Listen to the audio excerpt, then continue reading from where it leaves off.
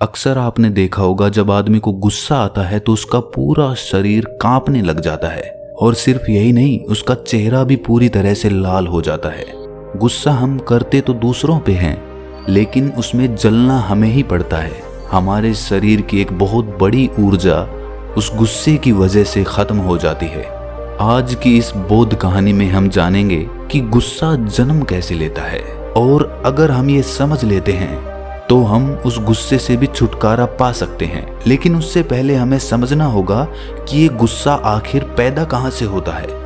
इससे पहले कि आप इस कहानी में खो जाएं, इस चैनल को सब्सक्राइब जरूर कर लें। तो चलिए कहानी शुरू करते हैं। बात उस वक्त की है जब आत्मज्ञान प्राप्त करने के बाद महात्मा बुद्ध अपने ज्ञान का प्रचार प्रसार पूरी दुनिया में फैला रहे थे।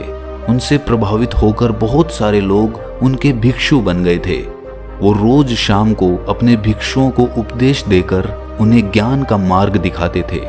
ऐसे ही एक दिन वो जब उपदेश दे रहे थे तो एक 20 वर्षीय नौजवान युवक उनके पास आकर कहता है कि हे बुद्ध, मैं भी आपका भिक्षु बनना चाहता हूँ, मुझे भी अपने संघ में शामिल कर लें।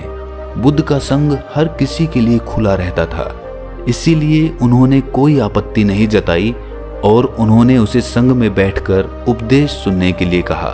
ऐसे ही उपदेश सुनते सुनते उस नौजवान युवक को 3 दिन बीत चुके थे। वो रोज उपदेश सुनने आता और जो भी सवाल उसके मन में उठता वो महात्मा बुद्ध से उसका निवारण करवा लेता। फिर एक दिन ये बात उस नौजवान युवक के पिता को पता चल गई कि उसका बेटा बौद्ध भिक्षु बन चुका है। अब कोई पिता नहीं चाहता कि उसका बेटा एक भिक्षु बन जाए, और वो भी इतनी कम उम्र में। हर पिता चाहता है कि उसका बेटा कोई अच्छा काम करे और उसका नाम रोशन करे। जब उसके पिता को ये बात पता चली तो उसके मन को बहुत आघात पहुंचा। उसे पीड़ा के साथ साथ महात्मा बुद्ध पर बहुत गुस्सा आया।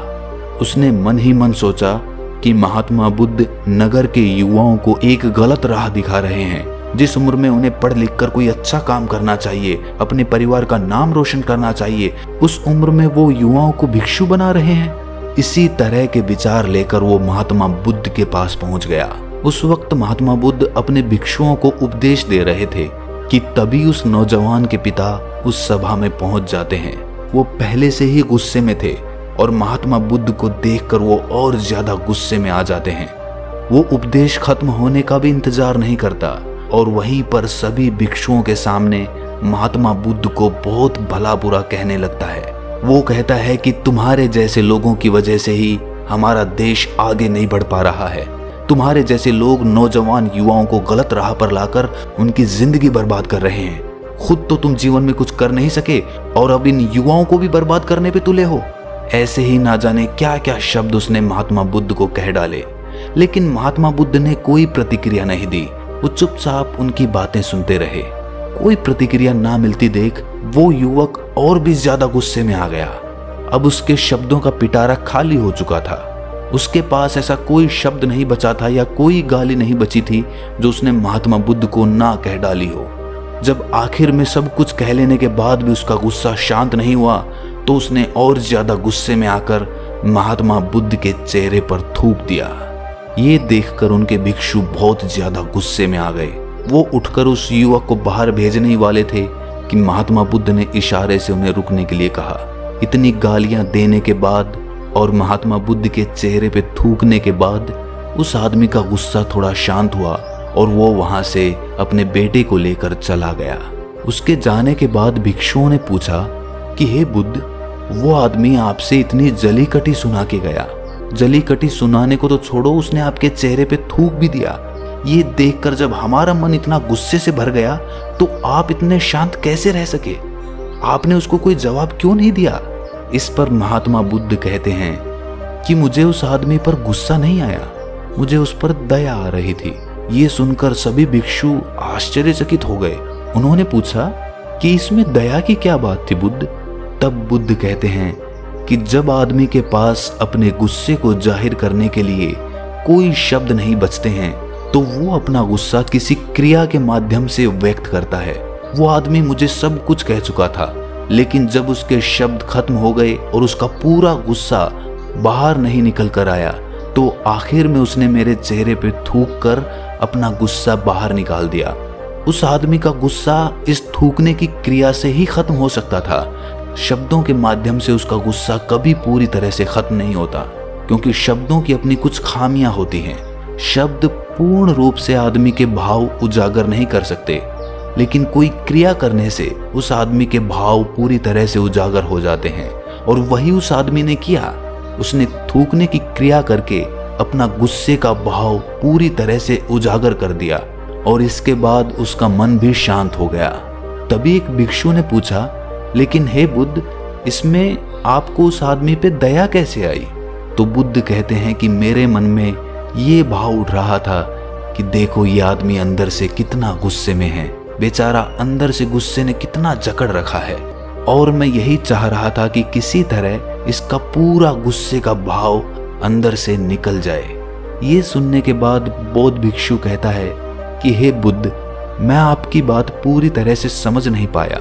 इस पर बुद्ध कहते हैं कि तुम जल्द ही समझ जाओगे। ऐसे ही 3 दिन और बीत गए थे। अब 3 दिनों के अंतराल में उस युवक के पिता का मन पूरी तरह से शांत हो चुका था, और अब उसे अपनी गलती का एहसास होने लगा था। उसने सोचा कि मैंने गुस्से में बहुत ज्यादा अति कर दी। मैं गुस्से में इतना अंधा हो गया कि मैंने बुद्ध के चेहरे पर सबके सामने थूक दिया। अपनी इस गलती का एहसास करके उसका मन पश्चाताप से भर गया, और इस पश्चाताप से भरे हुए वो 3 दिनों के बाद फिर से उस सभा में पहुंच जाता है और हाथ जोड़कर बुद्ध से माफी मांगता है। उसके मन में माफी का भाव इतना ज्यादा उमड़ रहा था कि जब शब्द कम पड़ गए माफी मांगने के लिए, तो वो आदमी महात्मा बुद्ध के चरणों में गिर पड़ा। तब महात्मा बुद्ध ने उस भिक्षु से कहा कि देखो, जिस तरह उस दिन ये आदमी शब्दों के माध्यम से अपने गुस्से के भाव को प्रदर्शित नहीं कर पा रहा था, उसी तरह आज भी शब्दों के माध्यम से ये अपना क्षमा मांगने का भाव भी प्रदर्शित नहीं कर पा रहा है। इसीलिए ये चरण पकड़कर अपने भाव व्यक्त कर रहा है। ये दृश्य देखकर वो भिक्षु समझ गया कि कोई भी भाव जब अपनी अति में होता है तो वो शब्दों से व्यक्त नहीं किया जा सकता, वो क्रिया के माध्यम से ही व्यक्त होता है। इसीलिए श्रोताओं, अगर कोई आदमी बहुत ज्यादा गुस्से में हो और गुस्से में वो किसी को चोट पहुंचा दे, तो ये समझ लेना आवश्यक होता है कि ये गुस्से का भाव शब्दों के माध्यम से व्यक्त नहीं हो सकता था। बहुत बार ऐसा होता है कि हमारी माँ या हमारे पिता हमें गुस्से में थप्पड़ तक मार देते हैं, और हम ये सोचकर दुखी हो जाते हैं कि हमारे पिता ने हमें थप्पड़ मार दिया।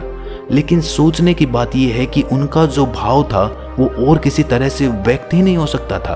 अगर एक भी श्रोता हमारी इस कहानी के मर्म को समझ लेता है, तो ये कहानी सुनाने का हमारा मकसद पूरा हो जाएगा।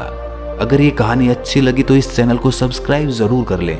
तो मिलते हैं अगली किसी कहानी में, तब तक के लिए अपना ख्याल रखें।